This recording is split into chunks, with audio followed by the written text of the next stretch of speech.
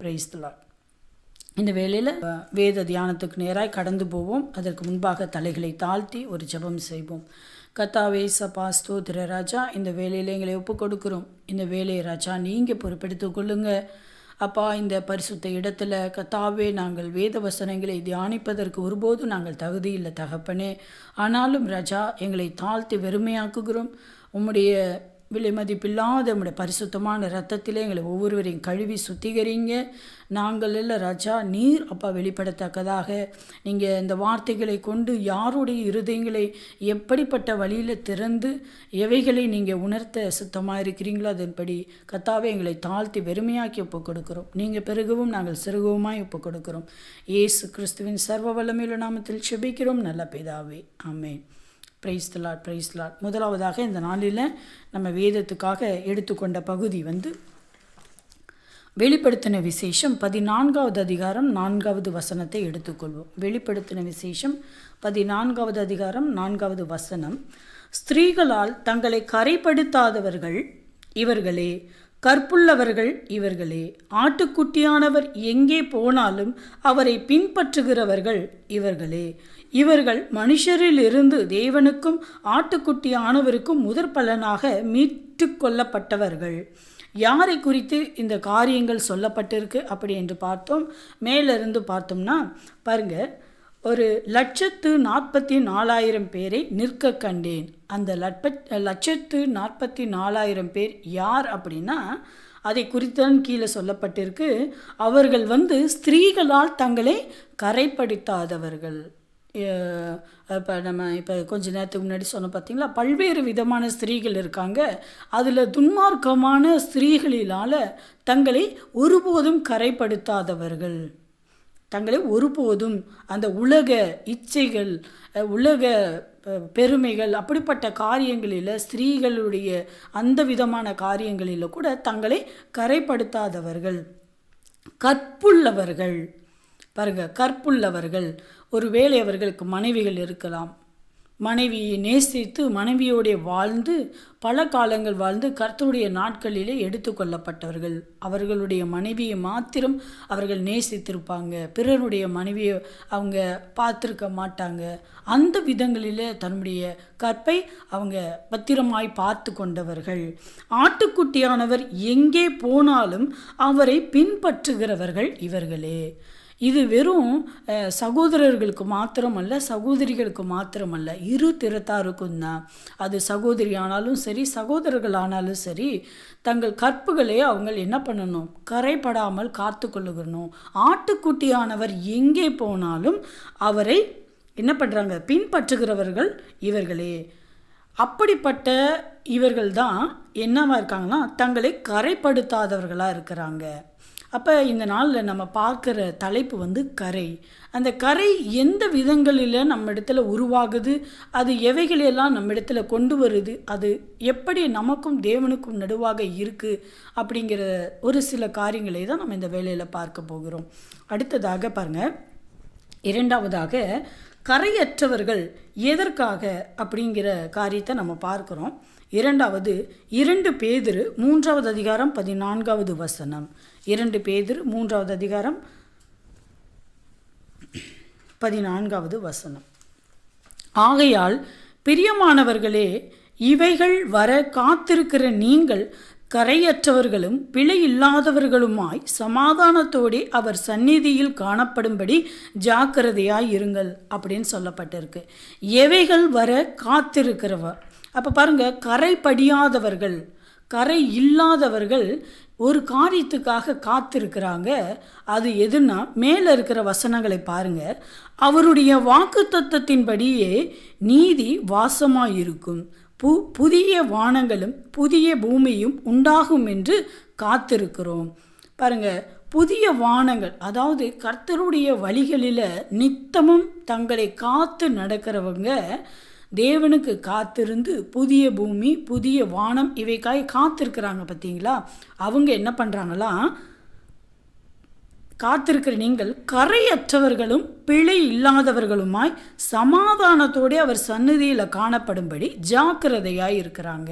பாருங்க, ஒவ்வொரு நாளும் நம்மை எதில் ஜாக்கிரதையாய் காத்து கொள்ளணும்னா, நம்ம மேலே கரை படிஞ்சிடக்கூடாது, நம்ம மேலே பிழை வந்துடக்கூடாது.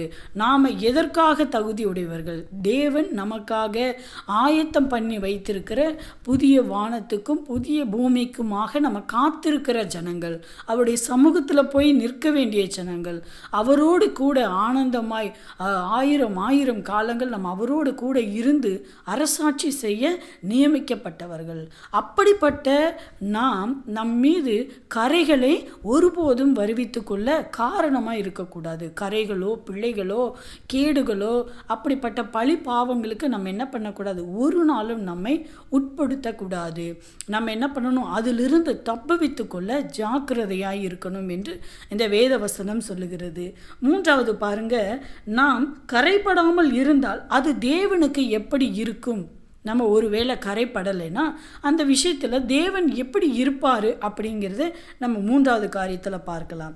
யாக்கோபு எழுதின நிருபம் 1 அதிகாரம் 26-27. யாக்கோபு 1:26-27 பாருங்க. உங்களில் ஒருவன் தன் நாவை அடக்காமல் தன் இருதயத்தை வஞ்சித்து தன்னை தேவ பக்தி உள்ளவன் என்று எண்ணினால் அவனுடைய தேவ பக்தி வீணாயிருக்கும். 27. திக்கற்ற பிள்ளைகளும் விதவைகளும் படுகிற உபத்திரவத்திலே அவர்களை விசாரிக்கிறதும் உலகத்தால் கரைப்படாத படிக்கு தன்னை காத்து கொள்ளுகிறதுமே பிதாவாகிய தேவனுக்கு முன்பாக மாசில்லாத சுத்தமான பக்தியாயிருக்கு. அப்போ நாம் பக்தியாக இருக்கிறோம், ஆனால் நம்முடைய பக்தி வீணாக இருக்கா இல்லை கர்த்தருக்கு பிரியமாக இருக்கான்னு இந்த 2 வசனங்களில் நம்ம அறிந்து கொள்ளலாம்.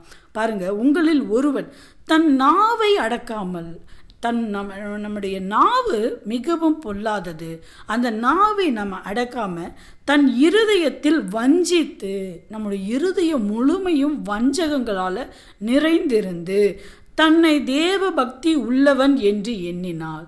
தன் நாவையும் அடக்கிறதில்ல, தன் இருதயத்தில் வஞ்சனைகளும் பொறாமைகளும் எரிச்சல்களும் கொலைபாதங்களும் இப்படி பல காரியங்களை வச்சுட்டு நம்ம என்ன சொல்கிறோம்? நான் தேவ பக்தி உள்ளவன் அப்படின்னு ஒருவேளை நாமே சொன்னால் அந்த தேவ பக்தி வீணாயிருக்கும். அந்த தேவ பக்தி எதற்குமே பிரயோஜனம் இருக்காது, அது வீணாயிருக்கும்.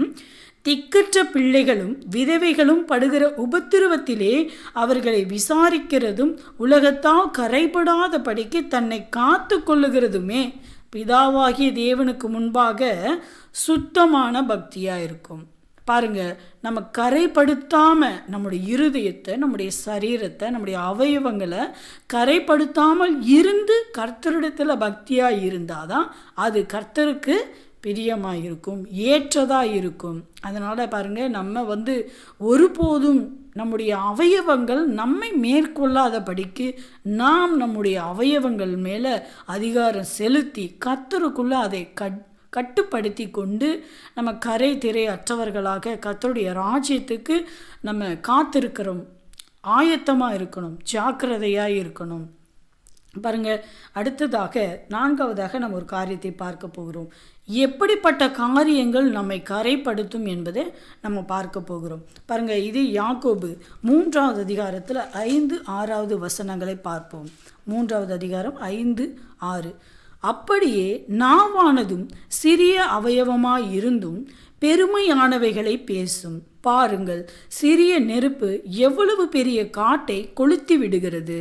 நாவும் நெருப்புதான், அது அநீதி நிறைந்த உலகம். நம்முடைய அவயவங்களில் நாவானது முழு சரீரத்தையும் கரைப்படுத்தி ஆயில் சக்கரத்தை கொளுத்தி விடுகிறதாயும் நரக அக்கினியினால் கொளுத்தப்படுகிறதாயும் இருக்கிறது. பாருங்கள், இப்போ நம்ம பார்த்த பார்த்தீங்களா அந்த நாவு நம்முடைய மொத்த சரீரத்திலேயே சின்ன ஒரு அவயவமாக இருக்குது, ஒரு சின்ன அவயவந்தான். ஆனால் அது என்ன பண்ணுது? பெருமையானவைகளை பேசிக்கொண்டிருக்கிறது. ரொம்ப பெருமையானவைகளை எப்போதும் பேசிக்கொண்டிருக்கு. தன்னைத்தானே எல்லா இடங்களிலும் தன்னை தான் எல்லாரும் மதிக்கணும்னு அதற்காக பேசுகிறது. தன்னை பெரியவனாக காட்டிக்கொள்ள அது பேசுகிறது. பெருமை, நான் இப்படி, நான் அப்படி, எனக்கு அவ்வளோ இருக்குது, எனக்கு இவ்வளோ இருக்குது, என்னால் அது செய்ய முடியும், இது செய்ய முடியும் என்று பல காரியங்களை அது பேசிக்கொண்டிருக்கிறது. பாருங்கள், சிறிய நெருப்பு பெரிய காட்டை கொளுத்தும். ஒரு சின்ன தீக்குச்சி தான் அதை கொளுத்தி போட்டால், அந்த காட்டில் போட்டால் அது என்ன பண்ணும், அப்படியே பற்றி பற்றி எரிந்து அப்படியே படர்ந்து படர்ந்து படர்ந்து அந்த மொத்த காட்டையுமே அது என்ன பண்ணிடும், அழித்து விடும். அப்படி தான் இந்த நாவானது நெருப்பு தான். இந்த நாவு நம்ம சரீரத்தில் ஒரு நெருப்பாக இருக்குது. அந்த நாவு, சில பேர் சொல்லுவாங்க, நம்முடைய திருக்குறள்கள்லாம் இருக்கு பாருங்க, நம்ம என்ன பண்ணலாம், ஒரு அடி அடித்தா கூட அது காலப்போக்கில் மறைந்து விடுமா. ஒருவர் சொன்ன வார்த்தைகள் அது நம்முடைய இருதயம், நம்முடைய மூச்சு இருக்கிற வரைக்கும் அந்த வார்த்தைகள் நம்ம என்ன பண்ணோம், குத்திக்கிட்டே இருக்கும், நம்மளை பாதித்து கொண்டே இருக்கும். அது பாருங்கள், அது ஒரு நெருப்பு. அது அநீதி நிறைந்த உலகம். இந்த நாவு எப்படிப்பட்டதா, அநீதி நிறைந்த உலகம். இப்போ நம்முடைய உலகம் எப்படி இருக்குது, பாவத்தினால, சாபத்தினால, அக்கிரமங்களினால நிறைந்திருக்கிறது போல நம்முடைய நாவும் ஒரு அநீதி நிறைந்த உலகம். ஏன்னா இந்த நாவு தான் பல காரியங்களை பேசுகிறது, பலரை வீண் தள்ளுகிறது, பெருமைக்கு உட்படுத்துகிறது, நரகத்துக்கு ஆயத்தப்படுத்துகிறது. அதனால தான் இந்த நாவு அநீதி நிறைந்த உலகம்னு சொல்லப்பட்டிருக்கு. நம்முடைய அவயவங்களில் நாவானது முழு சரீரத்தையும் கரைப்படுத்துது. அதுதான் முக்கியம். இந்த சின்ன நாவு இந்த முழு சரீரத்தையும் கரைப்படுத்துது. அப்போ என்ன கரைப்படுத்துதுன்னா, மொத்தமாக நம்ம பேசுகிற பேச்சுக்களில் பரிசுத்தம் இல்லாது இருக்குது, தேவன் பிரியப்படுகிற காரியங்கள் இல்லாது இருக்குது. அதனால் அது என்ன பண்ணுது, இந்த முழு சரீரத்தையும் கரைப்படுத்தி நம்மளை பரலோக ராஜ்யத்துக்கு கொண்டு போய் சேர்க்காதபடிக்கு தடையாக இருக்குது. இப்போ முன்னாடி வசனத்தில் வாசித்தோம் பார்த்தீங்களா, அதில் சுத்தமான பக்தி இல்லாதபடிக்கு இந்த நாவு தான் கிரியை செய்கிறது. இந்த இடத்துலையும் நம்ம அதை தான் பார்க்குறோம். நாவு நம்மை ஒரு பக்தி இல்லாமல், பக்தி உள்ள சந்ததியாக இல்லாமல், ராஜ்யத்துக்கு தகுதியான சந்ததியாக இல்லாமல் அது என்ன பண்ணுது, நரக அக்கினியில் கொளுத்தப்படுகிறதுக்கு ஆயத்தம் பண்ணுது. அதனால் இப்படி பொல்லாத நாவுக்கு நாமே தப்புவித்து கொள்ள முதலாவது நம்ம அறிந்து கொள்ளணும், தெரிந்து கொள்ளணும், தேவனிடத்தில் ஒப்பு கொடுக்கிறவர்களாய் காணப்படணும். நம் நாவை நம்ம எப்போதும் கண்ட்ரோல் பண்ணணும். அது நம்மை மிஞ்சி பேசாதபடிக்கு நம்ம அதை கடிவாளத்தை வைக்கணும். யோபு அவர் சொல்லியிருக்கார், என் கண்களுக்கு கடிவாளம் வைத்திருக்கிறேன், நாவை நான் காத்துக்கொள்கிறேன்னு சொல்லிட்டு. அதுபோல் நம்ம காத்துக்கொள்ளணும், ஒரு கடிவாளத்தை வைக்கணும். அது தேவையில்லாத வார்த்தைகளை பேசாதபடிக்கு நம்ம என்ன பண்ணணும், அதை காத்துக்கொள்ள கடமைப்பட்டு இருக்கிறோம். ஐந்தாவதாக நம்ம எதை பார்க்கிறோம் என்றால், யார் கரைகளாக இருக்கிறார்கள் அப்படி என்பதை நம்ம பார்க்க போகிறோம். யார் கரைகள் அப்படின்னு நம்ம பார்க்க போகிறோம். ஐந்தாவது காரியம், யூதா நிருபத்தில் 1வது அதிகாரம், அதில் ஒரு அதிகாரம் தான் இருக்குது. அது பாருங்கள். இப்போ பாருங்கள், இந்த யூதா நிருபம் இருக்குது பார்த்தீங்களா, இந்த ஒரு அதிகாரத்தில் 1 to 25 வசனங்கள் இருக்குது. இது அப்படியே பார்த்தீங்கன்னா 2 பேதுரு 2:13 இந்த நிருபத்தை அப்படியே, இந்த நிருபத்தில் என்னென்ன காரியங்கள் சொல்லப்பட்டிருக்கோ அதே காரியங்கள் தான் 2 பேதுரு 2:13 அதே காரியங்கள் தான் தழுவி வந்திருக்கு. ஒரு சில இடங்களில் மாற்றங்கள் இருந்தாலும் சொல்லப்பட்ட காரியங்கள் இவைகள் தான். ஒருவேளை யூதா எழுதின அந்த நிருபத்தின் அந்த காரியத்தை பேதுரு அவருடைய நிருபங்களில் அட்டாச் பண்ணியிருப்பாரான்னு நமக்கு தெரியல. சேம் அதே காரியங்களை தான் அவரும் சொல்லியிருக்காரு. இந்த நிருபத்திலையும் நம்ம அந்த காரியங்களை தான் பார்க்க போகிறோம். பாருங்கள், இதில் 12வது காரியங்களை பாருங்கள். 12வது வசனத்தை, இவர்கள் உங்கள் அன்பின் விருந்துகளில் கரைகளாயிருந்து பயமின்றி கூட விருந்துண்டு தங்களை தாங்களே மேய்த்து கொள்ளுகிறார்கள். இவர்கள் காற்றுகளால் அடியுண்டு ஓடுகிற தண்ணீரற்ற மேகங்களும் இலை உதிர்ந்து கனியற்று 2 தரம் செத்து வேறற்று போன மரங்களும். பாருங்க, யார் நம்முடைய விருந்துகளில் கரைகளாக இருக்கிறாங்க. இப்போ நம்ம தீர்க்கதரிசன புத்தகங்களில் பார்த்தோம்னால், கர்த்தர் நமக்காக ஒரு விருந்தை ஆயத்தம் பண்ணியிருக்கிறார் என்று சொல்லப்பட்டிருக்கு. அது அவருடைய சரீரத்தை தான் நமக்காக அவர் அடித்து நமக்காக கொடுத்திருக்கிறார். நம்ம ஒவ்வொரு மாதங்களும் நம்ம என்ன பண்ணுறோம், அது பரிசுத்த கம்யூனியம்னு சொல்லி நம்ம எடுத்துக்கிறோம். ஏனென்றால் அதை நினைவு கூறுகிறோம், கர்த்தர் நமக்காக அடிக்கப்பட்டார், நமக்காக ரத்தம் சிந்தினார் என்பதே. அப்படிப்பட்ட அந்த விருந்துகளில் யார் கரைகளாக இருக்கிறாங்க பாருங்கள். கர்த்தர் உண்டாக்கின விருந்துகளில் யார் கரைகளாக இருந்து நம்மோடு கூடவே உட்காருகிறாங்க, நமக்கு பக்கத்திலே உட்கார்றாங்க, நம்மோடு கூட பந்தி இருக்கிறாங்க, ஒரே பாத்திரத்தில் நம்ம பானம் பண்ணுகிறோம். ஆனால் அவர்கள் எப்படி இருக்கிறாங்க, கரைகளாக இருக்கிறாங்க. அதை நம்ம அடையாளம் கண்டு கொள்ள கடமைப்பட்டவர்களாக இருக்கிறோம். இவர்கள் உங்கள் அன்பின் விருந்துகளில் கரைகளாக இருந்து பயமின்றி கூடையே உட்கார்ந்து நம்மோடு பந்தி இருக்கிறாங்க. ஆனால் அவங்க தங்களை தாங்களே மேய்த்து கொள்ளுகிற மேய்ப்பர்களாக இருக்கிறாங்க. இவங்க காற்றுகளால் அடி உண்டு ஓடுகிற மேகங்களாக இருக்காங்க. ஒரு மேகம் இருக்குதுன்னா, ஒரு பெரிய காற்றடிச்சுன்னா அந்த மேகம் காணாமல் போயிடும். ஒரு நிலைவரமான நிலை இல்லாதவர்களாக இருக்கிறாங்க. தண்ணீரற்ற மேகங்களாக இருக்கிறாங்க. அதுக்கப்புறம் பாருங்கள், இலை உதிர்ந்து கனியற்று 2 தரம் செத்து அப்படின்னா அந்த இடத்துல ஜீவன் இல்லைன்னு அர்த்தம். இப்போ நாம் எல்லாருமே ஒரு மரணத்துக்கு பாத்திரவான்கள் தான். ஒரு மரணம் நிச்சயம் நமக்கு. ஆனால் 2வது மரணம் தேவ பிள்ளைகளுக்கு இல்லை. 2வது மரணம் யாருக்கு சொல்லப்பட்டிருக்குன்னா, தேவன் இல்லாதவர்கள், தேவன் அற்றவர்கள், துன்மார்க்கர், பாவிகள், கொடுமைக்காரர்கள், அக்கிரமக்காரர்களுக்கு, பிசாசினால் பிடிப்பட்டவர்களுக்கு மாத்திரம்தான் அந்த 2ஆம் மரணம். அப்போ தேவனுடைய பிள்ளைகளுக்கு அந்த 2ஆம் மரணம் இல்லை. ஆனால் இவர்கள் பாருங்கள், இலை உதிர்ந்து அவங்கக்கிட்ட ஒரு வரங்களோ கிரியைகளோ தேவனுடைய குணநலன்களோ எதுவுமே இல்லை. கனியற்று கர்த்தருக்காக எந்தவித பலன்களை கொடுக்காதவர்கள், 2 தரம் செத்து அப்படின்னா மாமிசத்திலையும் செத்துடுறாங்க, ஆவிக்குரிய வாழ்க்கையிலையும் அவர்கள் செத்தவர்களாக காணப்படுகிறாங்க. 2 தரம் செத்துட்டா அந்த இடத்துல கர்த்தருடைய ஜீவன் இல்லை. அப்போ அவர்கள் நரகத்தில் தள்ளப்படுவதற்கு ஆயத்தம் பண்ணப்பட்டவங்க. அப்போ அவங்க எல்லாம் யார் அப்படின்னா, அதுக்கு மேலே இருக்கிறவங்க சில காரியங்கள் எல்லாம் அந்த யூதா நிருபத்தில் சொல்லப்பட்டிருக்கு பாருங்கள். இவர்கள் காயினுடைய வழியில் நடந்து, காயினுடைய வழி என்னன்னு நமக்கு எல்லாருக்குமே நல்லா தெரியும். தேவனுக்கு விரோதமாக பேசினவர், கொலை செய்கிறவர், தன்னுடைய சகோதரனே அவர் என்ன பண்ணார், கொலை செய்தவர், பிசாசுக்கு இடம் கொடுத்தவர்.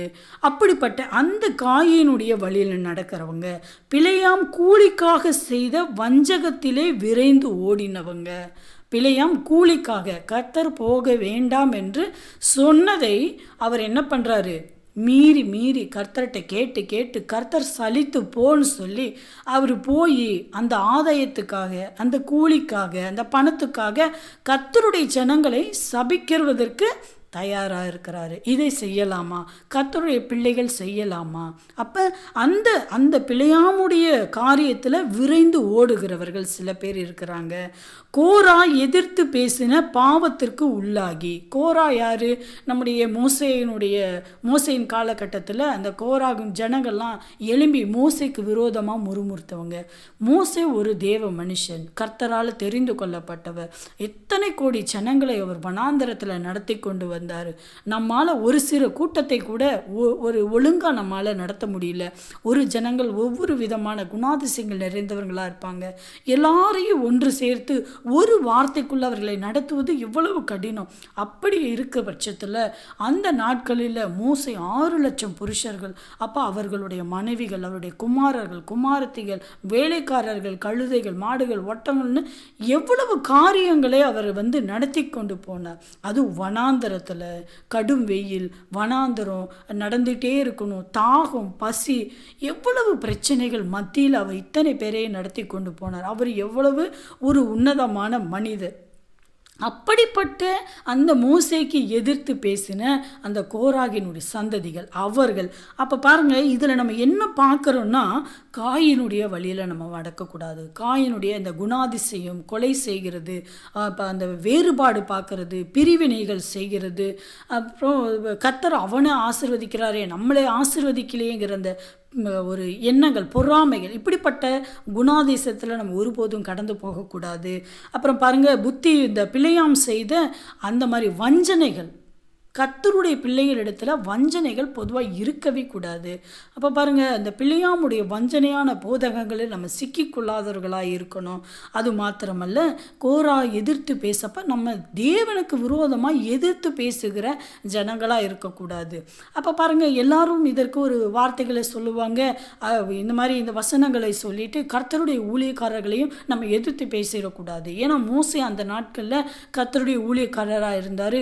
அவருக்கு எதிரிட்டு பேசினங்காட்டிக்கு தான் கோராகுக்கும் அந்த அவர்களோடு கூட நின்று அந்த அவங்களுக்கெல்லாம் அந்த பூமி வாயை பிளந்து அவர்களை உள்ளே இழுத்து கொண்டதுன்னு. ஆனால் இதில் ஒரு கவனிக்க வேண்டிய விஷயம் இருக்குது. இப்போ எல்லா ஊழியக்காரர்களை பற்றி பேசினா இந்த நிலைமை நமக்கு வராது. யார் மோசே கர்த்தருடைய வீட்டில் உண்மை உள்ளவராய் இருந்தார். யார் மோசேயை போல கர்த்தருடைய வீட்டில் உண்மை உள்ளவர்களாய் இருந்து, யார் மோசேயை போல ஜனங்களை பாடுகளுக்கு மத்தியில் நடத்தி கொண்டு போகிறாங்க, யார் மோசேயை போல தன்னுடைய அந்த ஜனங்களுக்காக திறப்பின் வாசலில் நின்று கதறி அழுகிறாங்க, கதறி செபிக்கிறாங்க. அப்படிப்பட்ட ஊழியக்காரர்களுக்கு விரோதமாக பேசினாதான் கர்த்தர் அந்த இடத்துல இறங்குவார்.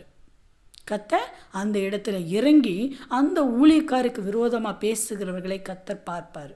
அதுக்காக நம்ம எல்லாரையும் பேசணுங்கிறது இல்லை. யார் ஒருவேளை மோசேயை போல அல்லாமல் அவர்களை போல செய்யாமல் அப்படி இருக்கிறாங்க, அந்த காரியங்கள் நமக்கு பிடிக்கலைன்னா அதற்காக நம்ம போய் அவர்களை பேசணுங்கிறது கிடையாது. குடும்பமானால் சொல்லலாம். அந்த சொன்ன காரியங்கள் அவர்கள் ஏற்றுக்கொள்வார்களோ மாட்டார்களோ அது எனக்கு தெரியல. ஆனால் இந்த காரியத்தை நம்ம என்ன பண்ணலாம், ஒன்று செய்யலாம். அது கர்த்தருடைய சமூகத்தில் ஒப்பு கொடுத்தலாம். கர்த்தருடைய சமூகத்தில் பார்த்து கொள்ளப்படும். அது என்னப்படும்? கர்த்தருடைய சமூகத்தில் பார்த்து கொள்ளப்படும். இப்போ மோசே தகுதியானவர் தான்.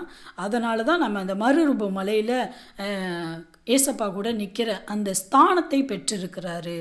அந்த ஒலிவ மரங்களை போல நம்ம வெளிப்படுத்தின விசேஷத்தில் யார் அந்த ஒலிவ மரம் அப்படின்னு சொல்லப்பட்டிருக்கு, அபிஷேகம். அப்போ பாருங்கள், அந்த விதத்தில் அந்த மோசே அங்கே இருக்கிறாங்க. பாருங்கள், அந்த அப்பேற்பட்ட உன்னதமான மனுஷன் மோசே. அந்த மாதிரி குணநலம் உள்ளவர்களுக்கு தான் நம்ம எதிர்த்து பேசக்கூடாது. மற்றபடி நம்முடைய இந்த காலகட்டத்தில் உலகத்தில் இருக்கிற ஊழியக்காரங்க பல்வேறு காரியங்கள், ஒருவேளை விசுவாசிகளுக்கு பிடித்தமில்லாத காரியங்கள் அவங்க செய்யக்கூடிய சூழ்நிலைகள் தான் காணப்பட்டு கொண்டிருக்கு. எல்லாமே மாம்சமானவர்கள் தானே. எல்லாருமே நம்ம என்ன பண்ண முடியல, நீதியாய் தேவன் சொன்னபடி நம்மளால் நீதியாக நடக்க முடியல. நம்ம அந்த உலகத்தில் இருந்து கொண்டு இருக்கிறோம். ஆனால் வேதத்தில் இருக்கிறபடியாவது நம்ம என்ன பண்ணணும், நடந்துக்கணும். கூடுமான வரைக்கும் பாவம் செய்யாதிருங்கள் தான் இருக்குது. அப்போ நம்ம என்ன பண்ணிக்கணும், நம்ம ட்ரை பண்ணணும். கர்த்தருடைய வேதத்துக்கு அப்படியே ஒத்து போகிற விதமாக வாழுவதற்கு ஒவ்வொரு நாளும் நம்ம என்ன பண்ணணும், ட்ரை பண்ணிகிட்டே இருக்கணும். ஆயத்தம் ட்ரை பண்ணணும். அப்போ பாருங்கள், அப்படி நம்ம ஊழியக்காரர்களுக்கு விரோதமாக பேசாமல் கர்த்தருடைய சமூகத்தில் சொன்னால் அது கர்த்தருடைய சமூகத்தில் பார்த்து கொள்ளப்படுங்கிற விசுவாசம் நமக்கு வேணும். கர்த்தர் நிச்சயமாக ஒவ்வொருவருக்கும் அவரவர்களுடைய கிரியைகளுக்கு தக்க பலன் நிச்சயமாய் கொடுப்பார் அப்படிங்கிற விசுவாசம் நமக்கு வேணும். அப்போ ஊழியக்காரர்களும் தானே இந்த வேதத்தை வாசிக்கிறாங்க. நாம் என்ன வேதத்தை வாசிக்கிறோமோ அவர்களும் அதை தான் வாசிக்கிறாங்க. ஒரு நேரம் இல்லைன்னா ஒரு நேரம் கர்த்தர் வார்த்தைகளை கொண்டு அவர்களே என்ன பண்ணுவாங்க, மன மாற்றத்தை அவர்களுக்கு கொடுப்பாங்க. அதனால் நாம் மற்றவர்களுக்கு விரோதமாக பேசக்கூடாது. அது முடிந்தால் கூடுமானால் நம்ம சொல்லலாம்.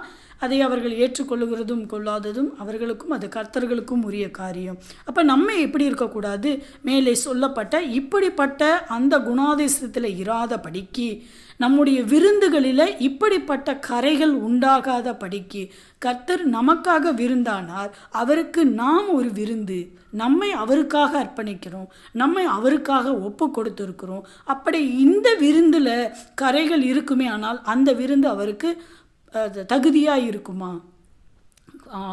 அந்த ஆபேல் அவர் என்ன பண்ணார், கொழுமையான நல்ல அவருடைய மந்தையில் இருக்கிற நல்ல கொழுமையான ஆட்டை பலியிட்டார்.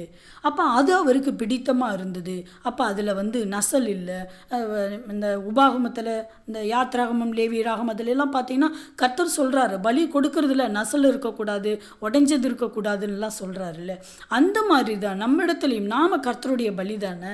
கர்த்தர் நமக்காக பலியானார், நாம் கர்த்தருக்கு பலியானவர்கள். பலியானவர்கள்னா வெட்டப்படுகிற அப்படிப்பட்ட பலி அல்ல, இது ஒரு கிருபையின் பலி, நம்மை ஒப்பு கொடுக்கிற பலி. நம்மை அவருக்கு பலியாக ஒப்பு கொடுக்குறோம். அப்போ நம்ம ஒப்பு கொடுக்குறப்ப நசல் கொண்டது போல, அடிக்கப்பட்டது போல பல்வேறு விதமான கரைகளால் நிறையப்பட்டவர்களால் நம்ம கர்த்தருடைய சமூகத்தில் போனோமானால் காயினுடைய பலியை கர்த்தர் அங்கீகரிக்கலை பார்த்தீங்களா? அந்த மாதிரி தான் நம்மையும் கர்த்தர் அங்கீகரிக்க மாட்டார். அப்போ நாம் எப்படி இருக்கணுமா? கரை திரை அற்றவர்களாக காணப்படணும். இந்த விருந்தில் கரையாக இருக்கக்கூடாது. நம்மோட அக்கம் பக்கம் இருக்கிறவங்க கரையோடு அமர்ந்து வஞ்சகமாக பல காரியங்கள் இருப்பாங்க. ஒருவேளை நம்ம ஒழுங்காக இருப்போம், நமக்கு தெரிந்தவங்க அறிந்தவங்க என்ன பண்ணுவாங்க, இப்படியே அப்படியே ஏதாவது சொல்லி நம்முடைய இருதயத்தை கலைக்கிறவர்களாக இருப்பாங்க. அப்படிப்பட்ட செயல்களுக்கெல்லாம் நம்ம என்ன பண்ணக்கூடாது? நம்முடைய செவிகளை சாய்க்கக்கூடாது. அடுத்ததான் நம்ம ஒரு காரியத்தை பார்க்க போகிறோம் பாருங்கள். எது நிமித்தம் கரைகள் வருகிறது அப்படின்னு 6வது ஒரு காரியத்தை பார்க்குறோம். 6வது எது நிமித்தம் கரைகள் வருகிறது பாருங்கள். எரேமியா எழுதின தீர்க்க தரிசன புத்தகம் 2வது அதிகாரம் 13வது வசனம் வாசிக்கிறோம். என் ஜனங்கள் 2 தீமைகளை செய்தார்கள். ஜீவ தண்ணீர் ஊற்றாகிய என்னை விட்டுவிட்டார்கள். தண்ணீர் நிற்காத தொட்டிகளாகிய வெடிப்புள்ள தொட்டிகளை தங்களுக்கு வெட்டி கொண்டார்கள். பாருங்கள், இதை அடுத்தடுத்து சொல்லிகிட்டே இப்போ என்ன சொல்கிறாரு? 22வது வசனத்தை பாருங்கள். நீ உன்னை உவர் மண்ணினாலே கழுவி அதிக சவுக்காரத்தை கையாடினாலும் உன் அக்கிரமத்தின் கரைகள் எனக்கு முன்பாக இருக்கும் என்று கர்த்தராகிய ஆண்டவர் சொல்லுகிறார். பாருங்கள், 2 காரியத்தை இந்த ஜனங்கள் சொல்கிறாங்க. அக்கிரமத்தின் கரைகள் 2 காரியங்கள் என்னன்னா, ஜீவ தண்ணீர் ஊற்றாகிய கர்த்தரை அவங்க என்ன பண்ணிட்டாங்க? விட்டுட்டாங்க. ஆனால் தண்ணீரே நிற்காத ஒரு ஓட்ட தொட்டியை அவங்க என்ன பண்ணிக்கிட்டாங்க? தனக்காக தெரிந்து கொண்டுட்டாங்க. இதுதான் கர்த்தர் சொல்கிறாரு. ஒரு பக்கம் ஜீவ ஊற்று நம்ம எடுக்க எடுக்க சுரந்து கொண்டே இருக்கும். அப்படிப்பட்ட ஜீவ ஊற்றாகிய கர்த்தரை அவர்கள் விட்டு விட்டாங்க.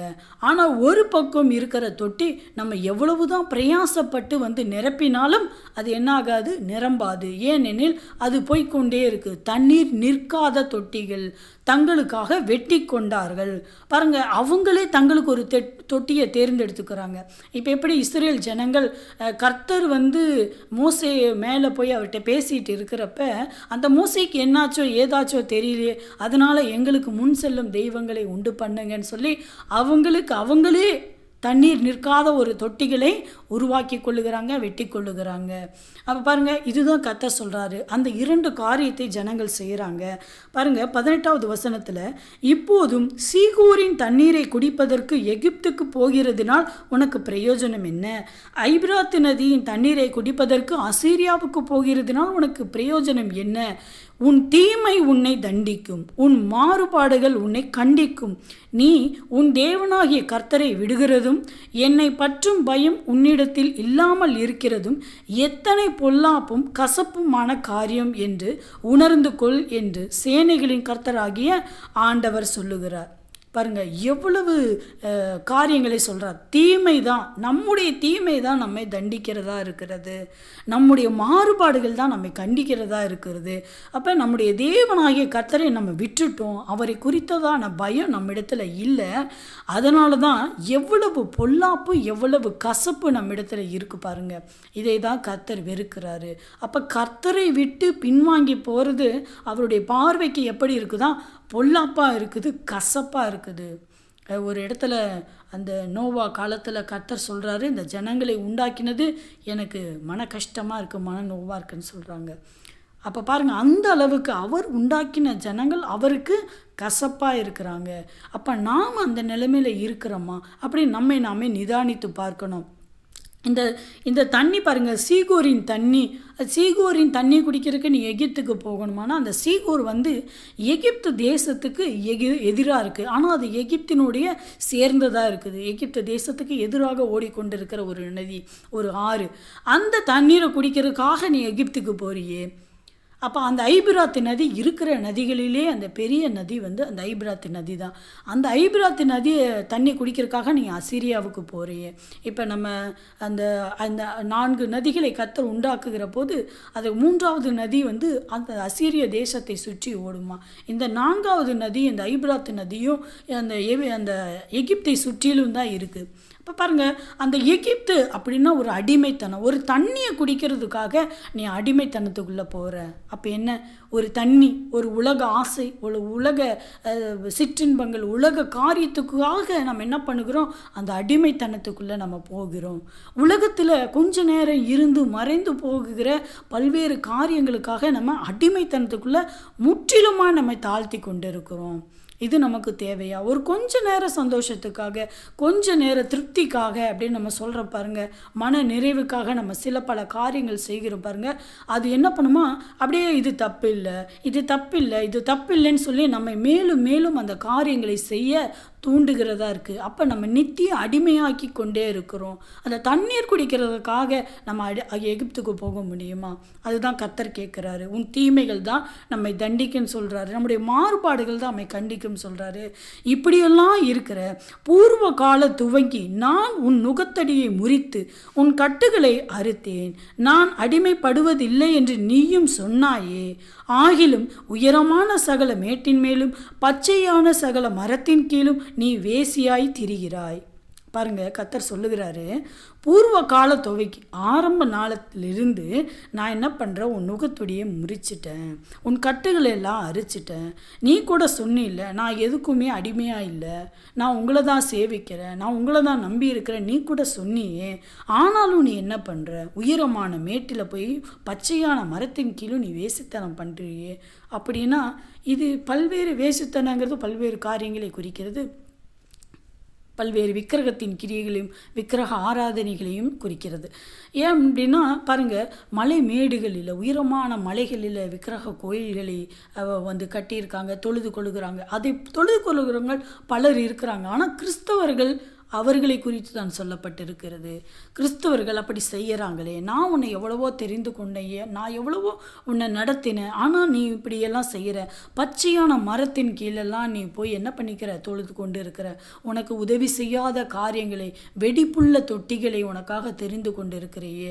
இது எல்லாத்தையும் பார்த்துட்டு அவர் சொல்கிறாரு, நான் உன்னை முற்றிலும் நற்கனி தரும் உயர்குல திராட்சை செடியாக நட்டினேன்.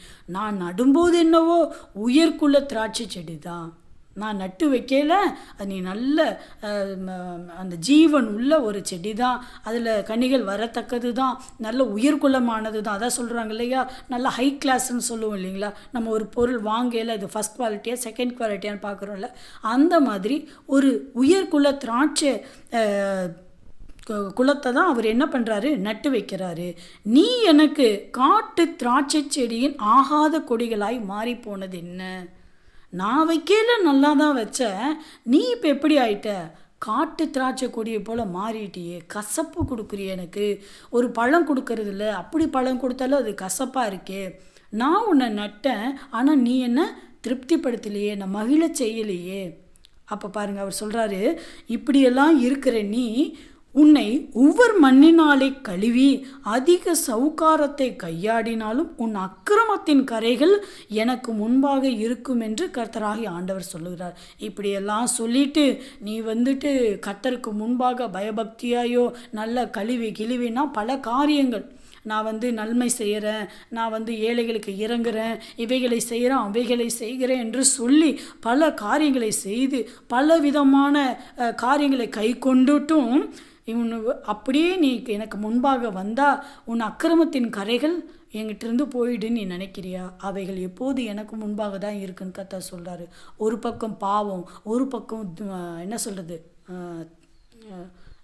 கொடுப்பது என்ன சொல்லுவோம், தியாகமாக அந்த மாதிரி சொல்லுவோம் இல்லைங்களா, தர்மம் தானம். ஒரு பக்கம் பாவம், ஒரு பக்கம் தான தர்மம் செஞ்சால் அந்த அக்கிரமெல்லாம் போயிடும் நம்ம நினைக்கிறோம். அநேகருடைய நினைவுகளும் அப்படித்தான் இருக்குது. ஒருவேளை அவர்கள் கர்த்தரை அறியாத ஜனங்களாக இருப்பாங்க. ஆனால் கர்த்தரை அறிந்த ஜனமாகிய நாம் ஒரு பக்கம் பாவம் செய்து கொண்டு ஒரு பக்கம் தான தர்மம் செய்து கொண்டால் கர்த்தர் நம்மை மன்னிப்பார் என்று நம்ம நினச்சோம்னா நம்முடைய மூடத்தனத்தை நம்ம ஒன்றுமே பண்ணிக்க முடியாது.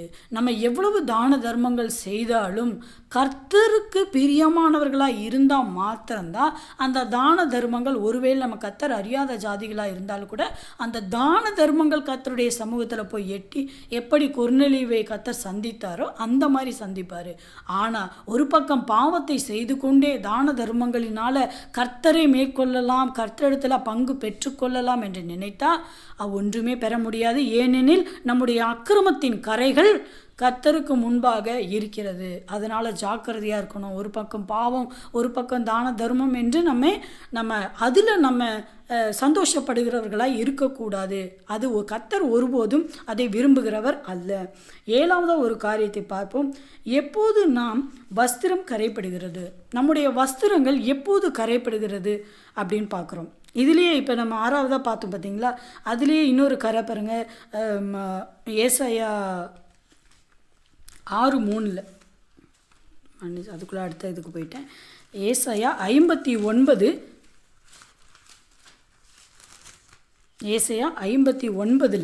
1-3 பாருங்கள். இதோ ரட்சிக்க கூடாதபடிக்கு கர்த்தருடைய கை குறுகி போகவும் இல்லை, கேட்கக்கூடாதபடிக்கு அவருடைய செவி மந்தமாகவும் இல்லை.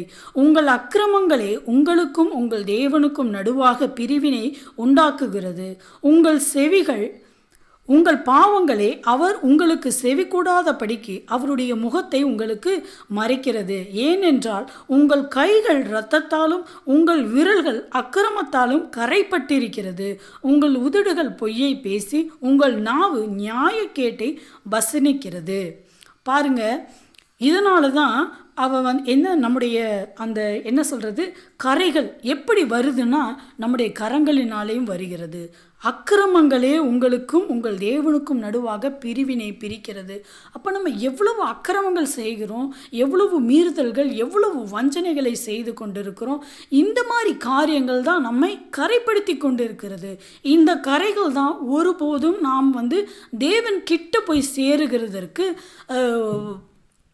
என்ன பண்ணுறதில்ல, தகுதிப்படுத்துகிறது இல்லை. நம்ம போய் சேரலாம் அப்படின்னு பார்த்தா கூட அது என்ன பண்ணல, நம்மை தகுதிப்படுத்துகிறது இல்லை. அதனால் பாருங்கள், நம்ம என்ன பண்ணலாம், நம்முடைய அக்கிரமங்கள் நம்ம இடத்துலேருந்து எடுத்து போடுவதற்கு தீவிரப்படுத்தி கொள்ளணும். ஏன்னா கர்த்தருடைய வருகை எப்பொழுது இருக்குமோ எப்படி இருக்குமோ நமக்கு தெரியாது. அதனால் அவர் வருகைக்குள்ளாக நம்முடைய அக்கிரமத்தின் கரைகள் எல்லாவற்றையும் கர்த்தராகிய இயேசு கிறிஸ்துவின் இரத்தத்தினால நம்மை கழுவி சுத்திகரித்து கொள்ள நம்ம ஆயத்தப்படுவோம். பாருங்கள், அதே நீதிமொழிகள் 9வது அதிகாரத்தில் 7வது வசனத்தை பார்த்தோமானால், 2வது பகுதியை பார்த்தோமானால், துன்மார்க்கனை கண்டிக்கிறவன் தன்னை கரைப்படுத்தி கொள்ளுகிறான். இப்போ எப்படியெல்லாம் கரைகள் வருது, எதனால் நம்மை கரைப்படுத்தி கொள்ளுகிறோன்னு பார்த்துட்டு இருக்கிறோம். இப்போ துன்மார்க்கனை நம்ம போய் கண்டிக்கிறோன்னு வச்சுக்கோங்களேன், அதனால் நாமே கரைப்படுத்தி கொள்ளுகிறோமா? ஏன்னா அவன் எப்படியும் திருந்த போகிறது இல்லை. அவன் துன்மார்க்கன் ரொம்ப மோசமானவன். இப்போ சங்கீதம் 10வது அதிகாரத்தில் அந்த துன்மார்க்கனை குறித்து அநேக காரியங்கள் சொல்லப்பட்டிருக்கு. அவனுடைய இருதயம் எப்படிப்பட்டது, அவன் மனமேட்டிமை எப்படிப்பட்டது, அவனுடைய சிந்தனைகள், அவனுடைய செயல்கள், அவனுடைய காரியங்கள் எல்லாம் எப்படிப்பட்டது என்று சங்கீதம் 10ல் பார்த்தோம். அப்போ அப்படிப்பட்ட துன்மார்க்கனுக்கு நம்ம கண்டிச்சோன்னு வச்சுக்கோங்களேன், நாமே கடிந்து கொள்ளுகிறவர்களை, கரைப்படுத்தி கொள்ளுகிறவர்களாக காணப்படுவோம். ஒருவேளை ஒரு காரியத்தை நம்ம அவர்கிட்ட சொல்லலாம், துன்மார்க்கர் இடத்துல கர்த்தரை குறித்து ஒரு வாட்டி சொல்லி நம்ம விட்டுறலாம். மீண்டும் மீண்டும் எப்படியாவது நான் அவனை ஆதாயப்படுத்தி கொள்ளுவேன்னு சொல்லி போராடி நாமே கரைப்படுத்தி கொள்ளக்கூடாது. ஏன் அப்படின்னா, சொல்கிறதுனால கரை வந்துட போகிறதில்ல. அவங்ககிட்ட பழகி நம்ம அவன் வழியிலே போய் அவனை கொண்டு வரலான்னு சொல்லி போய் கடைசியில் நாம் அவன் வழியிலே போயிடுவான். அவன் தான் நம்மளை கூட்டிகிட்டு போயிடுவான், நாம் அவனை கூட்டிகிட்டு வர முடியாது. அநேக வாலிப பிள்ளைங்க, சகோதரர்கள் என்ன பண்ணுவாங்க, ரட்சிக்கப்பட்டிருப்பாங்க, அவர்கள் குடும்பத்தில் அவர்கள் மாத்திரம் ரட்சிக்கப்பட்டிருப்பாங்க. அப்போ திருமணம் அந்த காரியங்கள் வருகிற போது அவங்க என்ன பண்ணுவாங்க, அவங்களுடைய பார்ட்னர்ஸை செலக்ட் பண்ணுகிற போது ஒருவேளை அவர்கள் குடும்பத்தினர் தேர்வு செய்த பிள்ளைகளாகவோ இல்லை அவர்களே தேர்வு செய்த பிள்ளைகளாக ஒரு ரட்சிக்கப்படாத குடும்பத்தில் இருப்பாங்க. அவங்க என்ன சொல்லுவாங்கன்னா, எப்படியும் அவன் இங்கே வந்துட்டாங்கன்னா சர்ச்சுக்கெல்லாம் நான் கூட்டிகிட்டு வந்துடுவேன், என்னுடைய நடக்கை பார்த்து அவங்கெல்லாம் மாறிடுவாங்க, அப்படியே கர்த்தரை ஏற்றுக்குவாங்க, நான் எதுவும் கட்டாயப்படுத்த மாட்டேன் அப்படின்னு சொல்லுவாங்க. ஆனால் ஒரு சிலர் அந்த காரியத்தில் வெற்றியை கண்டெடுத்திருக்காங்க. ஆனால் அநேகர் அதில் விழுந்து போயிருக்கிறாங்க. ஏன்னா இவங்க சர்ச்சுக்கு போகிறவங்களா இருப்பாங்க, அவங்க வராதவங்களா இருப்பாங்க. அப்போ சண்டே சர்ச்சுகள் அதிக நேரம், இதே சகோதரிகள்னா அதிக நேரம் சபையில் இருக்க முடியாது, வீட்டில் காரியங்கள் இருக்குது. அப்போ அவர் கடிந்து கொள்வார், வீட்டில் சமைக்கலை, குழந்தைங்களை பார்க்கலை, நீ போயிடுறேன்னு சொல்லி. அதனால் அவங்க வர முடியாது. இதே சகோதரர்கள்னால் மனைவிக்கும் கணவருக்கும் இடையில சண்டை வந்துடும், இதனால் வர முடியாது. இப்போ அவர்களை மேற்கொள்ளலாம் என்று நம்ம எடுக்கிற முயற்சிகள் நம்மை நாமே கரைப்படுத்தி கொள்ளுகிறதா இருக்குது. அதனால் அதில் ஜாக்கிரதை வேணும். அந்த பர்மிஷனுங்கிறது ரொம்ப முக்கியம். சில பேர் மேரேஜுக்கு அப்புறம் நீங்கள் தாராளமாக சபைக்கு போய்க்கலான்னு சொல்லுவாங்க, ஆனால் கொஞ்ச நாட்களில் அனுப்ப மாட்டாங்க. அதை திருப்பி கேட்டால் குடும்பத்தில் 1000 பிரச்சனைகள், போராட்டங்கள் வரும். அதனால தான் நம்ம தேர்ந்தெடுக்கும் போதே ஞானமாய் தேர்ந்தெடுத்தால் இப்படிப்பட்ட பல காரியங்களை நம்ம தப்புவித்து கொள்ளலாம், கரைப்படாதபடிக்கு நம்மை காத்து கொள்ளலாம். அடுத்ததாக 7வதாக, எப்போது நம் வஸ்திரம் கரைப்பட்டிருக்கிறது என்பதை நம்ம பார்க்கலாம். எரேமியாவின் புலம்பல் புஸ்தகத்தில் 4வது அதிகாரம் 14வது வசனம் பாருங்க. குருடர் போல வீதிகளில் அலைந்து ஒருவரும் அவர்கள் வஸ்திரங்களை தொடக்கூடாதபடி இரத்தத்தால் கரைப்பட்டிருந்தார்கள். வீதிகளில் குருடர் போல அலைந்து அவர்களுடைய வஸ்திரத்தை தொடாதபடிக்கு அந்த வஸ்திரங்கள்லாம் கரைப்பட்டு இருக்கிறது. அப்படி இந்த கரை எப்படி வந்துச்சு அப்படின்னு பாருங்க. கர்த்தருடைய கோபம் 11வது வசனத்தில் பாருங்க. கர்த்தர் தமது கோபத்தை நிறைவேற்றி தமது உக்கிர கோபத்தை ஊற்றி சீயோனில் அக்கினியை கொளுத்தினார். அது அதன் அஸ்திவாரங்களை பட்சித்து போட்டது. சத்துருவும் பகைஞனும் எருசலேமின் வாசல்களுக்குள் பிரவேசிப்பான் என்கிறதை பூமியின் ராஜாக்களும் பூச்சக்கரத்தின் குடிகளும் நம்ப மாட்டாதிருந்தார்கள். இப்போ பாருங்கள், நம்ம ரட்சிக்கப்பட்ட பிள்ளைங்க, நம்ம என்ன சொல்லுவோம், பிசாசு நம்மளை தொட முடியாதுன்னு நம்ம உறுதியாக இருப்போம். கர்த்தருடைய ஆலயத்துக்குள்ளே பிசாசு வரமாட்டான், ஏன்னா அது தேவனுடைய பரிசுத்த ஸ்தலம் அப்படின்னு சொல்லி நம்ம விசுவாசிக்கிறோம். பிசாசு உள்ளே வர முடியாது அப்படின்னு நம்ம நம்புகிறோம். அதே மாதிரி தான் எருசலேமுக்குள்ளே யார் வரமாட்டாங்கன்னு ஜனங்க நம்புகிறாங்களா? சத்துருவும் பகைஞனும் எருசலேமின் வாசல்களுக்குள் பிரவேசிப்பான் அப்படின்னு அவங்க நம்பவே மாட்டாங்களாம், வரவே முடியாது. ஒருபோதும் எருசலேம் நகருக்குள்ளே சத்துருவும் பகைஞனும் உள்ளே வரவே முடியாது அப்படின்னு அவங்க நம்பிட்டு இருக்கிறாங்க. உள்ளே வருவான்றதை அவங்க நம்பவே மாட்டாங்க. அப்படிப்பட்ட காரியம் இங்கே இருக்குது. சகல குடிகளும் நம்ப மாட்டாதிருந்தார்கள். அதன் நடுவில் நீதிமான்களின் இரத்தத்தை சிந்தின அதன் தீர்க்கதரிசிகளின் பாவங்களினாலும் அதன் ஆசாரியர்களின் அக்கிரமங்களினாலும் இப்படி நடந்தது. இப்போ நம்பக்கூடாதது எப்படி நடந்துச்சு அப்படின்னா, இப்போ இந்த எருசலேமுக்குள்ளே பகைஞனும் சத்துருவும் வர முடியாது, இதன் ஜனங்கள் நம்புகிறாங்க. இப்போ நடந்துருச்சு. அது எப்படி நடந்துச்சு அப்படின்னா, அங்கே பாருங்கள், நீதிமான்களின் இரத்தத்தை சிந்தின அதன் தீர்க்கதரிசிகளின் பாவங்களாலும். நீதிமானுடைய பொய் தீர்க்கதரிசிகள் இருப்பாங்க இல்லையா, அவங்கள் மூலமாக அநேக நீதிமான்களுடைய இரத்தம் சிந்தப்பட்டு இருக்கிறது. அந்த பாவத்தினாலும் அதன் ஆசாரியர்களின் அக்கிரமங்களினாலும். ஆசாரியர்கள் கர்த்தருக்குரியவர்கள், அவர்களை தனக்காக கர்த்தர் தெரிந்து கொண்டார். அப்போ அந்த ஆசாரியர்கள் எப்படி இருக்கணுமா?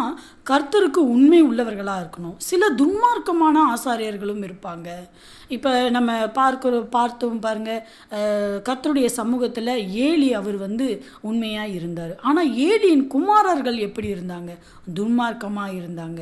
பின்னாட்களில் அப்படிப்பட்ட காரியங்கள்லாம் நடக்கிறப்ப அந்த தகப்பனிடத்தில் இருந்த அந்த உண்மையும் அந்த உத்தமமும் பிள்ளைகளிடத்தில் இல்லை. அந்த மாதிரி அநேக ஆசாரியர்கள் ஆதாயத்துக்கான சில காரியங்களை செய்கிறவர்களாக இருந்தாங்க. இப்படிப்பட்ட தீர்க்கதரிசிகளின் நிமித்தமும் அந்த ஆசாரிகளின் நிமித்தம் தான் அந்த அக்கிரமம் பெருகிருச்சு. அதனால தான் இப்போ எருசலேமுக்குள்ள சத்துருவும் பகைஞனும் உள்ள வந்துட்டான். இதனால் எப்படி ஆயிடுச்சா, குருடர் வீதிகளில் அலைந்து.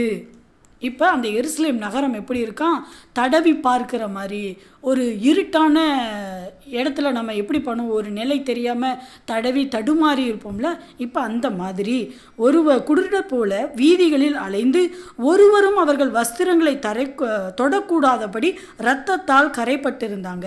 இந்த இரத்தத்தின் கரை எப்படிப்பட்ட கரை? அந்த தீர்க்கதரிசிகள், அந்த நீதிமான்களுடைய இரத்தத்தின் கரையும் அந்த ஆசாரியர்களுடைய பாவங்களினால் உண்டான கரைகள். அப்படியே நம்ம யாருடைய இரத்தத்துக்கும் குற்றவாளிகளாக இருக்கக்கூடாது. அந்த கரைகள் நம்முடைய வஸ்திரத்தில் இருக்கும். நம்ம மாமிசத்தில் பார்த்தோம்னா இந்த வஸ்திரத்தினுடைய கரைகளும் சொல்லலாம். ஆவிக்குரிய நம்முடைய சரீரத்தில் மேலே அது ஒரு கரையாக இருக்கும். நம்முடைய அவயவங்களின் மேலே அது கரைகளாக இருக்கும். அப்போ நம்ம நீதிமான்களுடைய இரத்தத்தை சிந்துவதற்கு நம்ம ஒருபோதும் இருக்கக்கூடாது. இப்போ நம்முடைய தேசங்களில் பல்வேறு காரியங்கள் நடந்து கொண்டு இருக்கிறது. எத்தனையோ பரிசுத்தவான்கள் ஊழியர்களுடைய இரத்தம் பூமியிலே சிந்தி கொண்டு வருகிறது. அப்போ பாருங்கள், யார் மூலமாக அந்த பரிசுத்தவான்களுடைய இரத்தம் பூமியிலே சிந்தப்பட்டதோ அவர்களுடைய இருதயம் கரைப்பட்டிருக்கிறது. கர்த்தருக்கு முன்பாக வருகிற போது அவர்களுடைய இருதயம் எல்லாம் கரைப்பட்டிருக்கும். எத்தனை ஊழியக்காரர்களை வெட்டியிருப்பாங்க, எத்தனை ஊழியக்காரர்களை அவமானப்படுத்தி இருப்பாங்க, கொளுத்தி இருப்பாங்க, குடும்பங்களை நாஸ்தி பண்ணி இருப்பாங்க, எவ்வளவு சபைகளை அடித்து உதைத்திருப்பாங்க. பாருங்க, ஜனங்களை தொடுவது கர்த்தரை இயேசு கிறிஸ்துவை தொடுகிறது. அவர் பவுல்கிட்ட சொல்கிறாரு, முள்ளில் உதைக்கிறது உனக்கு கடினமாமே, ஏன் என் ஜனங்களை துன்பப்படுத்துகிற? அவர் ஜனங்களை துன்பப்படுத்துகிறது முள்ளில் உதைக்கிறது போல.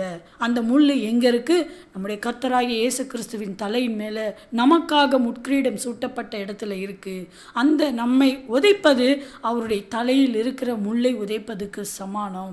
அப்போ அதனால் உதைக்கிறதுனால அவருக்கும் உதைப்பவருக்கும் வேதனை. அப்போ பாருங்கள், அந்த நிதானம் வேண்டும். அவங்க கர்த்தருடைய பிள்ளைகளை அல்ல, கர்த்தரை துன்பப்படுத்தி கொண்டு இருக்கிறாங்க. அவர்களையும் நரகத்துக்கு நேராக ஆயத்தம் பண்ணி கொண்டிருக்கிறாங்க. இந்த அறிவு முக்கியமானது. இப்படிப்பட்ட பாவங்கள் தான் அந்த உலகத்தில் கரைகளாக இருக்குது, அந்த சரீரத்தில் கரைகளாக இருக்குது, நம்முடைய வஸ்திரத்தின் மேல் படிந்த கரைகளாக இருக்குது. யாரும் தொட முடியாதபடிக்கு அந்த கரைகள் இருக்குது. அப்போ பாருங்கள், விலகுங்கள், தீட்டுப்பட்டவர்களே தொடாமல் விலகுங்கள், விலகுங்கள் என்று அவர்களை நோக்கி கூப்பிட்டார்கள். அப்படி வர்றவங்களை பார்த்து கூப்பிட்றாங்களா, விலகுங்க, அவரை தொற்றாதீங்க, தீட்டுப்பட்டுருவீங்கன்னு. மெய்யாய் பறந்தோடி அலைந்து போனார்கள், இனி தங்கி தரிக்க மாட்டார்கள் என்று புறஜாதிகளுக்குள்ளே சொல்லப்பட்டது. அப்போ அவங்க அப்படிப்பட்டவங்க இப்போ இரத்த கரையாக அவங்க வர்றாங்க. அதாவது அடிக்கப்பட்ட நீதிமான்கள், பரிசுத்தவான்கள், இந்த ஆசாரியர்களாக மோசம் பண்ணப்பட்டவர்கள் இரத்த கரைகளோட ஒருவேளை அவர்களுக்கு விரோதமாய் காரியங்கள் செய்தால் அவங்க அப்படி வர்றாங்க. அப்படிப்பட்டவங்களை தொடாதீங்க தொடாதீங்க அப்படியெல்லாம் சொல்லி விலகி இருக்காங்க இல்லையா? அப்போ பாருங்கள், கர்த்தருடைய கோபம் அவர்களை சிதறடித்தது, அவர்களை இனி அவர் நோக்கார். அவர்களை யார் இப்படிப்பட்ட பாவங்களை செய்தார்களோ அவர்களை ஒருபோதும் கர்த்தர் நோக்கி பார்க்க மாட்டார். ஆசாரியருடைய முகத்தை பாராமலும் முதியோரை மதியாமலும் போனார்களே அப்படின்னு சொல்லப்பட்டிருக்கு. இப்போ இப்படிப்பட்ட காரியத்தில் நம்ம என்ன பண்ணக்கூடாது, ஈடுபடுத்தக்கூடாது. அநேக நீதிமான்களுடைய இரத்த பலிகளுக்கு நம்ம ஆளாகக்கூடாது. அநேகர் இந்த காரியங்களை செய்து கொண்டு வருகிறாங்க. ஒருவேளை நம்ம தெரிந்தோ தெரியாமையோ நம்ம என்ன பண்ணக்கூடாது, ஒருவருக்கு நம்ம எந்த காரியத்தை குறித்து தெளிவாக தெரியாத பட்சத்தில் ஒருவரையும் குறித்து நம்ம நியாய தீர்ப்பு செய்யக்கூடாது. நம்முடைய இருதயத்தில் நம்ம நியாய தீர்ப்பு செய்கிறவர்களாக இருக்கக்கூடாது. அது இரத்த பலிகளை போலது. அவர்களுக்குரிய தூதன் அவர்கள் கர்த்தரிடத்தில் போய் அதை கம்ப்ளைண்ட் பண்ணுவாங்க. ஒருவேளை பின்னாட்கள் அவர்கள் ரட்சிக்க கூடுவதற்கு ஏதுவான காரியங்கள் இருக்கும். ஒருவேளை அவர்கள் ரட்சிக்கப்பட்டுட்டா அப்போ நம்ம தான் குற்றவாளிகளாக இருப்போம். அதனால் நம்ம எல்லாவற்றையும் கர்த்தருடைய சமூகத்தில் ஜெபத்தோடு ஒப்பு கொடுப்போம். கர்த்தர் அதை பார்த்து கொள்வார். கடைசியாக நம்ம இதுலேயே பாருங்கள், இரண்டாவது ஏசாயா 63:3 ஒரு காரியத்தை வாசிக்கிறோம். ஏசாயா 63:3, நான் ஒருவனாய் ஆலையை மிதித்தேன், ஜனங்களில் ஒருவனும் என்னோடே இருந்ததில்லை. நான் என் கோபத்திலே அவர்களை மிதித்து என் உக்கிரத்திலே அவர்களை நசுக்கி போட்டேன். அதனால் அவர்கள் இரத்தம் என் வஸ்திரங்களின் மேல் தெரித்தது, என் உடுப்பை எல்லாம் கரைப்படுத்தி கொண்டேன். இப்போ முன்னாடி வஸ்திரத்தில் இருந்த கரை அது ஜனங்களுடைய கரை, அது ஜனங்களுடைய வஸ்திரம், அது ஜனங்களுடைய கரை. இந்த கரை நம்முடைய கர்த்தராகிய இயேசு கிறிஸ்துவின் வஸ்திரத்தில் மேல் இருந்த கரை. இப்போ பாருங்கள், அதை கர்த்தர் எப்படி சொல்லுகிறார்னா பாருங்கள், அது 1வது வசனத்தில், ஏதோமின் மேலும் அதில் உள்ள போஸ்ராவின் பட்டணங்களிலும் இருந்து சாயம் தீர்த்த வஸ்திரங்களை உடையவராகவும் மகத்துவமாய் உடுத்தியிருக்கிறவராகவும் தமது மகத்தான வல்லமையிலே எழுந்தருளினவராகவும் வருகிற இவர் யார்?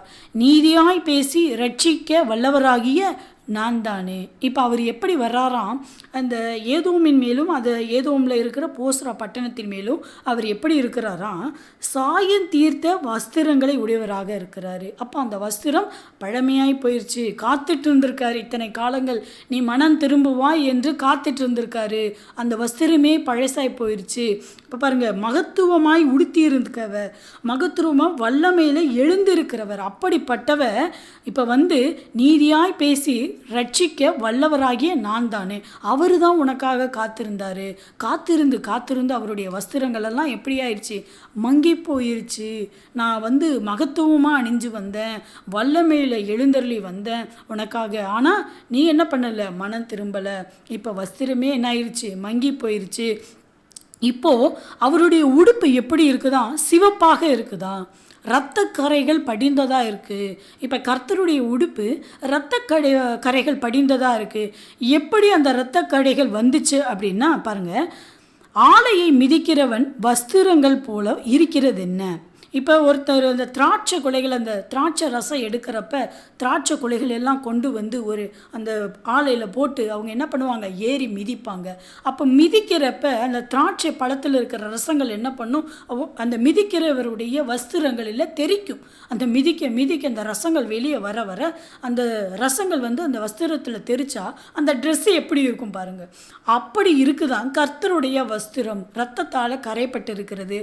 எப்படி வந்துச்சுன்னா, நான் ஒருவராய் ஆலையை மிதித்தேன். அப்போ அந்த துன்மார்க்கரை எல்லாம் யார் யார் கர்த்தருக்கு விரோதமாக எழும்புகிறார்களோ, யார் யார் கர்த்தருக்கு விரோதமான காரியங்களை செய்து கொண்டு வருகிறார்களோ, நியாய தீர்ப்பு நாளில் இது கர்த்தர் தம்முடைய வைராக்கியத்தில் சொல்கிறாரு. நியாய தீர்ப்பு, இது ஒரு டிவைன் ஜட்ஜ்மெண்ட்டு. அந்த ஜட்ஜ்மெண்ட்டில் அவருடைய காரியங்கள் இப்படி இருக்கும். ஆலையை மிதிக்கிறது போல் துன்மார்க்கரை எல்லாத்தையும் கர்த்தர் நிர்மூலம் பண்ணுவார். ஜனங்களில் ஒருவனும் என்னோடு இருந்ததில்லை. அப்படி என்ன அர்த்தம்னா, யாருடைய உதவியும் இல்லாமல் தேவன் ஒருவரே இந்த காரியத்தை செய்கிறவராக இருக்கிறார். நான் என் கோபத்திலே அவர்களை மிதித்து என் உக்கிரத்திலேயே அவர்களை நசுக்கி போட்டேன். அதனால் அவர்கள் இரத்தம் என் வஸ்திரங்கள் மேல் தெரித்தது, என் உடுப்புகளை எல்லாம் கரைப்படுத்தி கொண்டேன் அப்படின்னு கர்த்தர் சொல்கிறாரு. அப்போ ஒரு நாள் கர்த்தருடைய வஸ்திரமும் கரைப்பட்டு போகும். எப்பொழுது அப்படின்னா, அது மீட்பின் நாள், துன்மார்க்கரெல்லாம் முற்றிலுமாய் அழிக்கப்படுகிற நாள். என்னைக்கு நம்முடைய வஸ்திரத்தை கர்த்தர் வெண்மையாக்குகிறாரோ அப்போ அவருடைய வஸ்திரத்தை அவர் கரைப்படுத்தி கொள்ளுகிறார்.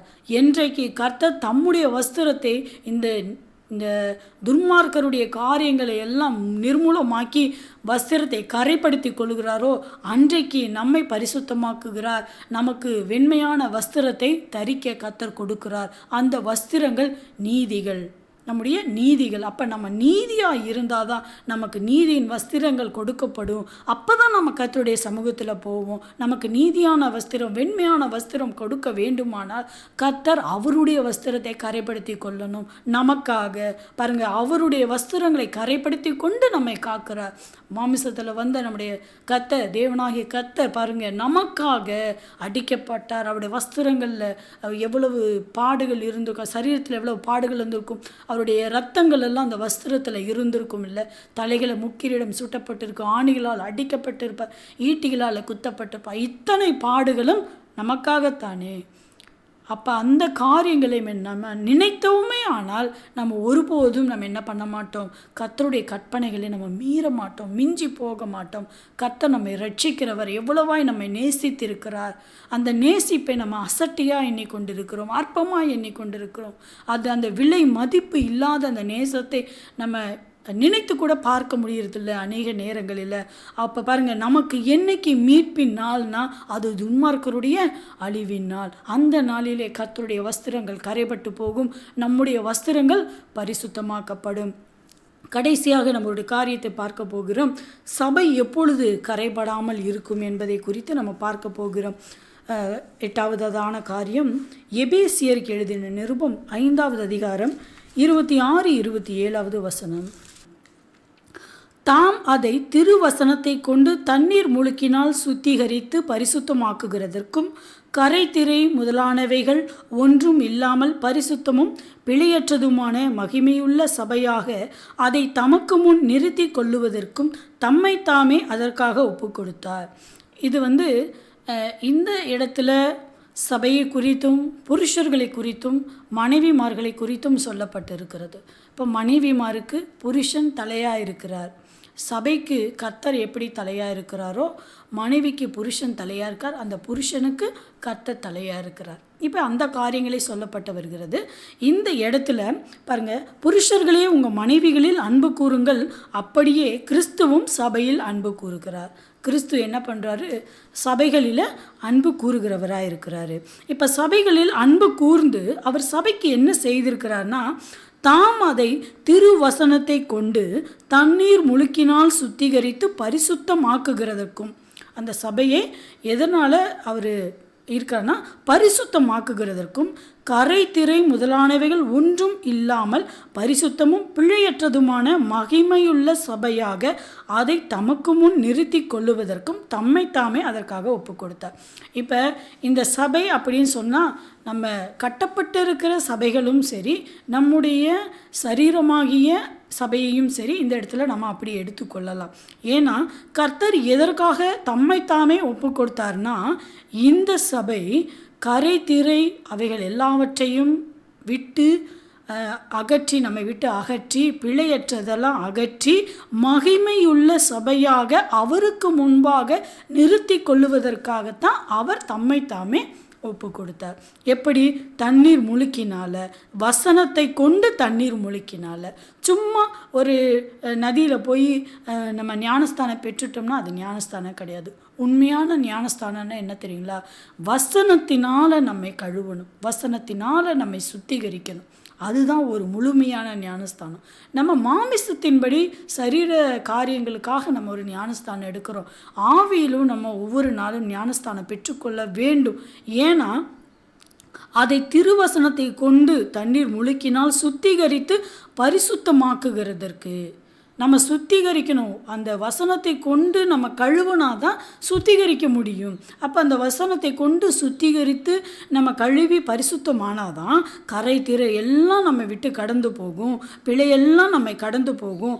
அப்போ நம்ம மகிமையுள்ள சபையாக தேவனுக்கு முன்பாக நிற்கிறதுக்கு தான் அவர் தம்மை தாமே ஒப்பு கொடுத்தார். அவருடைய இரத்தத்தினால, அவருடைய சரீரத்தினால நம்மை கழுவி சுத்திகரித்திருக்கிறார்.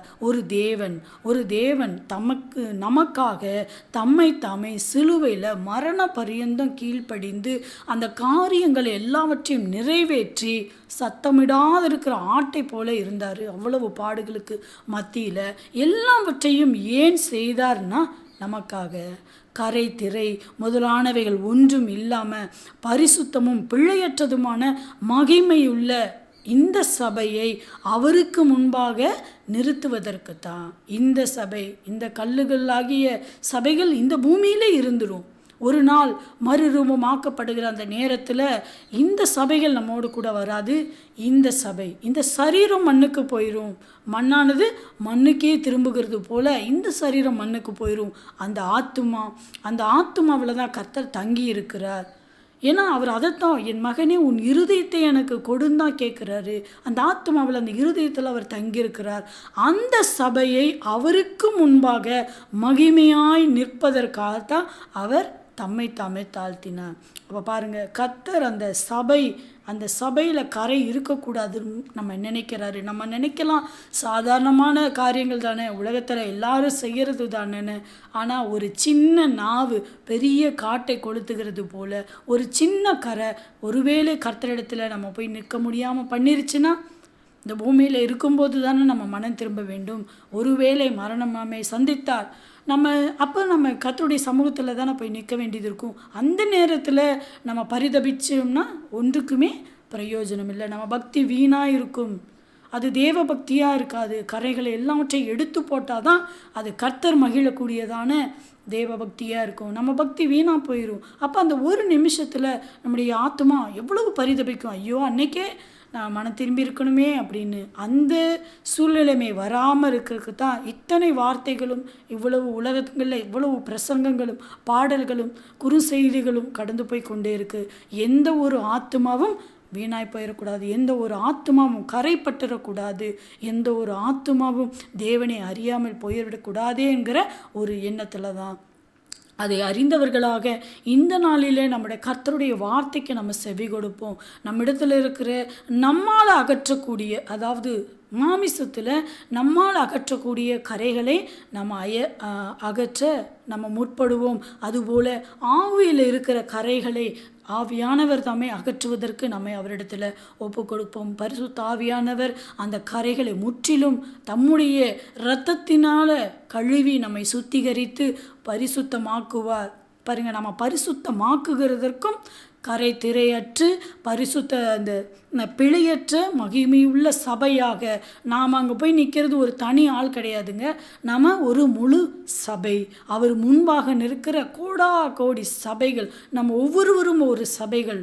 அப்போ அவர் முன்பாக நிற்கிற சபையாக கரை திரையற்றவர்களாக பிள்ளையற்றவர்களாக நம்ம நிற்க வேண்டுமே. ஆனால் இந்த வேளையில் நம்ம கர்த்தருடைய கரத்தில் நம்ம முழுமையாக ஒப்பு கொடுப்போம்.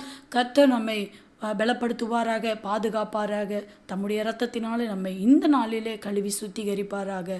ஆமீன். Price the Lord. ஒரு சிறு ஜெபத்தை ஏறெடுப்போம். கர்த்தரை மட்டுமாய் நம்மை நடத்தியதற்காக, அவர் கொடுத்த வார்த்தைகள் அநேகருக்கு பிரயோஜனமாக இருக்கும்படியாகவும், அது அநேகருக்கு மாத்திரமல்ல, வார்த்தையை கொடுக்கிற எங்களுக்கும் கேட்கிற உங்களுக்கும் அது பிரயோஜனமாக இருக்கத்தக்கதாக தலைகளை தாழ்த்துவோம். ஏசப்பா, ஸ்தோத்திரம் கர்த்தாவே. இந்த வேளையில் அப்பா, எங்களை உங்களுடைய கரத்தில் ஒப்பு கொடுக்குறோம். கர்த்தர் எங்களை பலப்படுத்துங்க, எங்களை பாதுகாத்து கொள்ளுங்க. இப்போது கேட்ட இந்த வார்த்தைகள் கர்த்தாவே ஏசப்பா, அப்பா கர்த்தாவே, உமக்கு முன்பாக நாங்கள் ஒன்றுமில்லை தகப்பனே. ஆனாலும் உடைய வார்த்தைகளை தியானிக்க கர்த்தர் ஞானத்தையும் கிருபையும் கொடுத்தீங்க. அதை பகிர்ந்து கொள்ள சந்தர்ப்பத்தை கொடுத்தீங்க. அதற்காய் ஸ்தோத்திரம் அப்பா. இந்த கரைகள் அப்பா, நாங்கள் எவ்வளவு 8 விதமான கரைகளை நாங்கள் பார்த்தோம் அப்பா. இந்த 8 விதமான கரைகள் கர்த்தாவே முற்றிலுமாய் எங்களிடத்திலிருந்து கர்த்தாவே நீங்க தக்கதாக நாங்கள் உம்முடைய சமூகத்தில் கரையற்றவர்களாக பிழையற்றவர்களாக மகிமையுள்ள சபையாக உமக்கு முன்பாக நிற்க எங்களுக்கு தகுதிப்படுத்துங்க தகப்பனே. நாங்கள் ஒவ்வொருவரும் உம்முடைய சபையாக உம்முடைய நாமத்தை மகிமைப்படுத்துகிறவர்களாய் காணப்பட எங்களுக்கு உதவி செய்யுங்கப்பா. நாங்கள் அநேக ஆத்துமாக்களை ஆதாயம் பண்ணிக்கொள்ள நாங்கள் மாத்திரமல்ல, இன்னும் அநேக சபைகளை உம்முடைய சமூகத்தில் பரலோகத்தை நிரப்ப எங்களுக்கு கிருபை தாருங்க தகப்பனே. ஒப்பு கொடுக்கிறோம், தாழ்த்துகிறோம், பலப்படுத்துங்க. இயேசு கிறிஸ்துவின் சர்வ வல்லமையுள்ள நாமத்தில் செபிக்கிறோம் நல்ல பிதாவே. ஆமேன். Praise the lord. Praise the lord. கர்த்தர் உங்களை ஆசீர்வதிப்பாராக. ஆமேன். Praise the Lord.